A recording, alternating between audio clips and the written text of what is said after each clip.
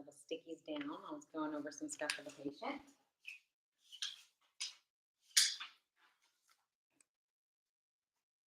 Hope you guys are doing amazing. All right, I'm getting this started and got a couple of different platforms going all at once. Give me just a second here.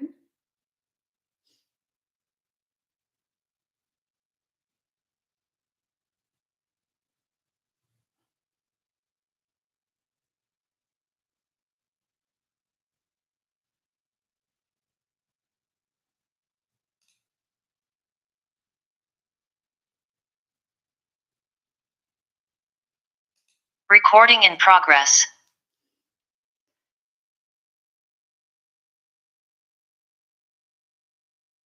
So I'm going to record these sessions just in case folks cannot join live. All right.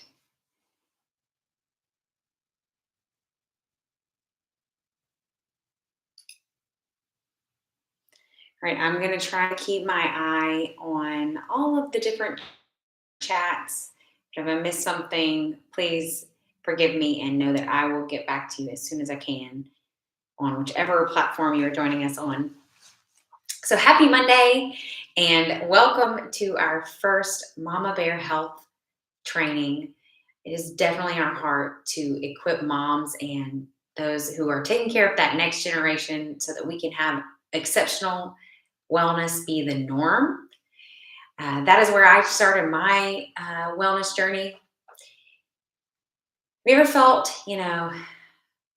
like, let's just say, this is where I was, right? And so I don't know if any of you identify with this, but went in to see the doctor and I'm like, man, I'm just so tired. And I was about 23, 24. And he's like, you have 3 kids. You're going to be tired. I was like, yeah, but I'm young. And, I was eating right, I thought, and I was exercising and I was trying to sleep. He said, oh, yeah. And I was in school and I was working. So I was like, yeah, I mean, maybe he's right. I have a lot on my plate. That's why I'm tired. And years went by like this. Have you ever gone to see your healthcare provider and you just thought, man, really, no, I don't feel all the way like I think I should feel? And, you just kind of explain it away and think, well, maybe it'll get better. Well, this series is, we're going to talk through over the next 12 weeks, 12 different habits that I have worked with lots of others and have other physicians that I've, pulled resources and information from that I just want to give to you so that I can help you find your most exceptionally well self. So we're going to unpack those 12 habits and how to incorporate them in your life.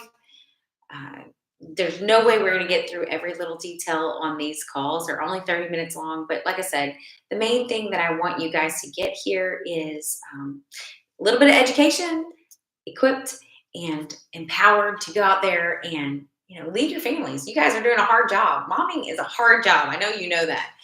And it is also the most rewarding job. I got to spend some time with my girls this weekend. I have 3 daughters and 6 grandchildren, 5 grandsons and 1 granddaughter. They're amazing. We just spent time cooking and having fun, laughing and being silly in the kitchen, and it was amazing. So I hope that you guys get those kind of moments in your momdom. And over the next couple of weeks, I hope that we get to talk about that. I plan to make this interactive. So if you guys could, drop a chat, drop a line, let me know what your thoughts are. What would be most helpful for you? I'm always eager to hear those kind of things. So these 12 habits center around a whole bunch of different things, but some of the main tips that you'll get each session is something around food, something around fitness, and something around, I'm going to say energy, but really just thinking about how do you find the energy to get through the day, right? How do you maximize your energy? And there's so many different ways that we can do this. We can do it through food, we can do it through fitness, but also stress management falls in there and some different things like that. So we'll be going over all those kind of topics over the next 12 weeks. I wanted to start with, a couple of thoughts here. I did this exercise, and I think it's a great time now that it's Christmas time. So, Christmas, past, present, and future. If you've ever seen the Christmas story, with Scrooge and all that the ghost of Christmas past, present, and future brings him through, I want you to think about your health for the last year. And then I want you to think back for the last 5 years. Think about, what's that past look like? What's your health past look like? What if you were to have the ghost of Christmas health past come along right now and walk you through? What would you be looking at? Would you have had COVID? If you're like me, would you have lost some people to COVID? That's a very tough thing. Would you say that, what would your fitness look like for the last year, 5 years? What would your diet look like? How have you treated your body when it comes to stress? Do you reach for alcohol to deal with stress? I know I definitely can. Do you reach for sugary sweets? What's that past look like? Really think about it. Envision yourself there, like as if you had the ghost of Christmas past right there with you and walking you through. If you can remember Scrooge looking at himself, you know, in the beginning, some of it was really great, right?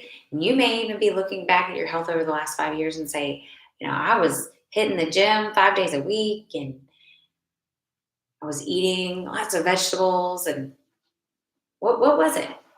What's it look like? I want you to think about that. Now I want you to think about your Christmas present, right? What does your day to day look like? How much time are you spending uh, on things that give you purpose, on things that excite you, on things that make you feel strong? How much time are you spending on relationships with other people who are healthier than you? Maybe who challenge you in some ways because they eat a little bit more vegetables, or they grow their own food. Those are the kind of people who challenge me. I want to be like you. What's your Christmas present look like? What's your health present look like?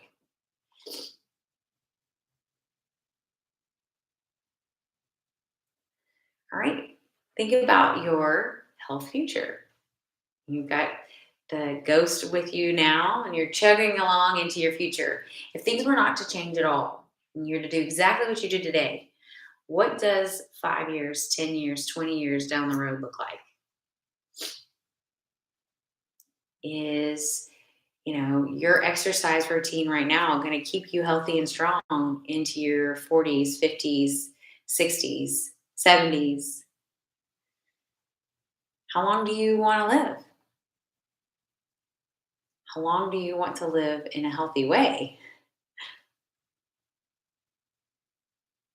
So if you did that exercise, I really want you to spend some time taking down these notes. And I would love it if you would share those notes with me, and maybe even share them with a friend. Like, y'all, it's fun to see what other people say. And me and my friend, my very best friend, we will do this sometimes. We'll take quizzes and we'll share our answers with one another. And it's fun because we get to learn and grow together. So I want you to think about 2023. And we started this on purpose in December. I know it's a busy time for everybody. Uh, but 30 minutes, take 30 minutes once a week for yourself. Think about where you want your life to be in 5, 10, 20 years, 40 years. Even if you just write one sentence, don't think about having to make a book, okay? Hey, maybe you love to write. If you love to write, go ahead. Have fun. Write it all out and dream. I want you to spend some time really thinking about, if you were in tune with you and really thinking about who you are and who you want to be in 2023. What does that look like? What does your most exceptionally well self look like? Really take that magic wand out and just start writing it out. Okay. And so, like I said, each one of these sessions, we're going to have some little tips and tricks. So, first, I want to talk to you about food. Okay. This is a method that I use, and y'all, right now, it's holiday season. You're going to different people's houses and eating with them here and there. And I think one of the hardest things is not overeating during this season. You're going to eat stuff that you shouldn't eat every day, and that's fine. You're allowed and you should enjoy life and splurge here and there. Um, just think about, what is the ultimate goal? Do you want to feel well tomorrow? Talk about energy. I haven't drank enough water today. That's one of the biggest things. If you want to increase your energy, make sure you drink enough water. You should be getting at least as many ounces as half of your body weight. I weigh 130 pounds ish. So I should get at minimum 70 ounces. And then I really shoot for actually almost double that because I shoot for a gallon a day because I work out and I do a lot as far as stress goes on my body. So I know that I need that extra fluid. So that is one tip. Stay hydrated for better energy. Also, portion control. So your hand. I've heard this over the years. A lot of times I've used it with coaching clients for years because you always have your hand with you. You don't always have a food scale, and it looks a little weird if you take one out at a restaurant, but I've seen it done. And hey, I don't mind being the weirdo. But your hand is always with you, and it's pretty easy. If you look at your hand, the palm is about how much protein you need at each meal. And you need about 3 to 4 meals a day. And I'll tell you in a little bit about when you can decide whether or not you need 4 or more. Every once in a while, you might need 5. But for the most part, most of us need 3 servings of protein a day, about the size of our palm. And also the thickness, because I've had people ask me, they're like, well, can I stack it like a tower? Uh, about the thickness of your palm. And that's actually quite a bit of protein for most people, but some people say, oh my gosh, that's nothing. Because they eat a whole lot of protein. So, anyways, this will help you figure out how much protein you need. And then, vegetable wise, you want to get at least as much as your fingers, but y'all, you can do as much vegetables as you want. Especially the more colors you get, the better. So your hand is a really good idea of how much food you need to be eating each meal. And like I said, you need 3 to 5 meals a day. Now, how you figure out whether or not you need 3 meals, 4 meals, 5 meals, here's how I do it. Every day I need at least 3. Okay. And sometimes I'll do intermittent fasting. If you don't know what that is, basically you just go hours without eating every once in a while. Or you can, do it, you can eat for a small block and then fast for a long block. You can go back and forth. My personal favorite is to fast 3 days a week. So Monday, Wednesday, Friday, I do a long intermittent fast. So I will only have a feeding window of about 4 or 5 hours. And then I usually do about a 12-hour fast every other day. That's how I like to do it. On the days where I am trying to eat all of my food in 4 to 5 hours, I might only have 2 meals. But it's the same portion as I would get in 3 of these servings. Okay. But on the days where I work longer hours or I do a very high intensity workout, I will definitely make sure that I get in an extra meal. Okay. So high workout intensity. And if you don't know how to track that, stick around for more lessons. But you can Google it and figure out whether or not you did a high intensity workout. Don't use the calories on any kind of machine. Don't use even fitness trackers aren't always the greatest at calculating intensity. I do wear a whoop, and so do our members who do our exceptional wellness coaching program because it's really great for helping you figure out intensity. If you don't have a whoop, the best way is to do heart rate. You check your heart rate throughout the workout. But if you did a high intensity workout one day, then you're going to get at least 4 meals that day.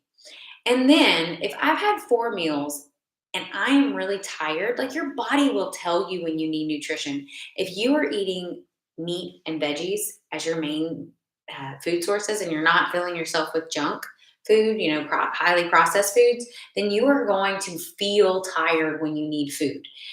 You might feel tired right now if you're eating a lot of processed foods. You can feel tired because you're undernourished, even though you have more calories than you need. So you can actually starve your cells for the nutrition that they need while still getting too many calories, which is crazy.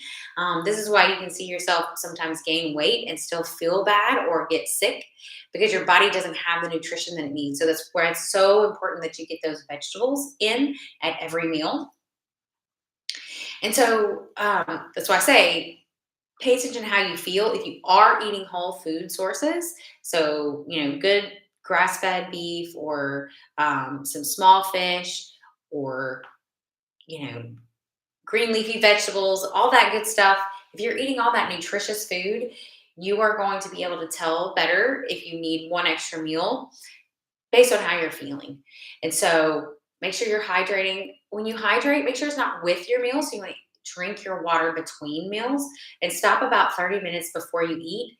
This is because the acid in your stomach helps you break down food. I actually had a patient just recently that was able to come off of medication that he'd been on for years for acid reflux just by switching up when he drinks his water. So no longer putting the water with his meals and having great results with that. So that's exciting. And definitely make sure you're getting plenty of water, but just not with your meals. So don't drink anything while you're eating. Let that acid do its job and help break down your food so that you can really digest it well. And like I said, portions is going to be the hardest part, but you'll have this with you at every holiday meeting. So definitely do that. And that will help you keep yourself in check while you're out and about doing all the holiday festivities. So, as promised, tip number 2 is around fitness.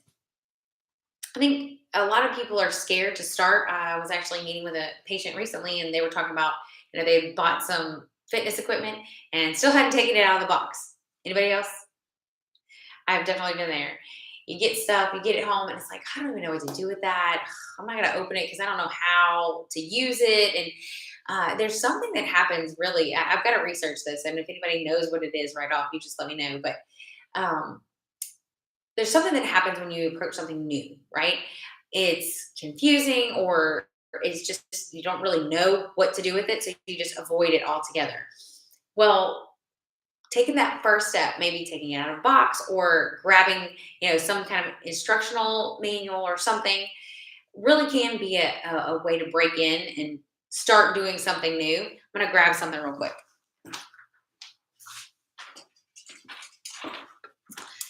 So I utilize, and you probably can see me swaying back and forth sometimes while I'm doing this. I utilize this little board because it keeps my feet from hurting, my legs from hurting, because I like to stand at a standing desk all day. And it came with some cool resistance bands. So it's got some holes on each side, and I can tie them in. I love resistance bands. I love kettlebells. I love dumbbells. I really love anything that doesn't basically try to train your body how to move, because I believe that without bad habits, your body pretty much knows what to do whenever you try to make it exercise. I think that sometimes we can, like if you go to a gym, sometimes I'll have machines, and a lot of people like machines because they have a little picture right there, tells you what to do, and it makes it easy. Back to the point about avoiding something in a box, totally get it. But if you know what to do, and I think that's why it's hard. You see a dumbbell laying on the ground or you see resistance bands just sitting there. It's like, well, what do I do with that? And I don't know, it's stupid. So we don't use them. I get it. So I'm going to help you not look stupid. And actually, I'm going to tell you, you're going to look stupid sometimes, and it's fine. I look stupid all the time, and I don't care. But resistance bands, you can just literally take them and pull them in any direction. You can, this one, like I said, I can tie to the little hole in my, whatever this board is called. And it has a strap that I can put a handle on. Okay. And so I can pull on this. I can also take it and can do it with both handles. Put one foot on top of it, and you can pull this way. So you can pull all different directions. Um, You can also use it to do lunges. There's just all kinds of different ways that you can use them. And I just want to encourage you. Let's see. So you can see in here, this guy's got some stuff that he's doing with kicks. Get you some form of resistance, whether it's a dumbbell or a kettlebell or resistance bands, whatever, and start small. We definitely focus on tiny habits. I love that book by BJ Fogg. I'm looking at it right now. Breaks it down very easy on how to build in a new habit. So when you're starting with fitness, and even if you're an expert, if you're starting something new, which I think that you should always be bringing in something new into your routine. It keeps it fun, you know, it keeps your brain fresh, learning new things. So, every couple of months, start something new. Your body, brain, everything will love you for it. So, start something new, start small, and, maybe your goal is instead of actually doing a whole workout at first, is just to look up a workout. The Google will serve you up all kinds of things. I have a free app called Jefit, Jefit. Love it. You can literally type in there that you want to do a dumbbell exercise or a dumbbell workout, and it will show you whole plans that are around dumbbells or kettlebells or resistance bands or body weight, whatever. And you can it has videos that show you how to do the exercise. You can log your workouts in there. It's phenomenal. So lots of resources out there. That's just one that I use, but there are lots of them out there. So find something that you like and just make it a point to find a resource. And then you can start building in a goal of, one of the things that we did today was set a timer for 1 minute and just hold those resistance bands as long as you can. Relax and shake out as many times as you need and hold back up until you get through the whole minute. Do that 3 to 5 times. You're going to build those muscles, and do it with a different muscle group. Do 4 different muscles or 4 different directions. You do 4 of those for 3 to 5 minutes, you're going to have a whole workout and you'll probably start sweating. Add with that a walk a couple times a day. You're really going to see your body start putting on muscle, which is great because it helps with metabolism and all these other things. All right, so you got those two. The last one is for energy. Well, actually, I already told you about the water. So, but no, what I was going to share with y'all is sunshine. Sunshine is so great for boosting energy. If you're feeling kind of sluggish, get outside a quick little walk. Or one thing that I had my daughters do the other day, and they're all 3 of my daughters are grown. Obviously, they have 6 grandkids. So, but they're all grown, and sometimes they get tired. They're young 20s, but they still get tired, and it's amazing because we don't realize, being inside or just being motionless, we kind of like getting this. Our bodies are made to move. So if you can get up and just do about 20 squats, or if you can't do squats, sit in your chair and stand up 20 times, or just do whatever you can to get your body moving. If you can do something a little bit higher intensity, so the highest intensity that you can do for a couple of minutes, you will see a huge brain boost in energy, and your body will wake up. You'll actually release what's called BDNF, which BDNF is like my boyfriend, and he's amazing, and he helps bring new brain cells in. Um, so anyways, research BDNF. It's pretty amazing. But those are our tips for today. Like I said, these sessions are going to be weekly for 12 weeks. My hope is to equip you, educate you, and empower you to be your most exceptionally well self so that you can lead your family in that. So I hope you guys had a great time. If you have questions, like I said, reach out. Let me know what they are. I want to help you, and I want to grow with you. Have a very Merry Christmas.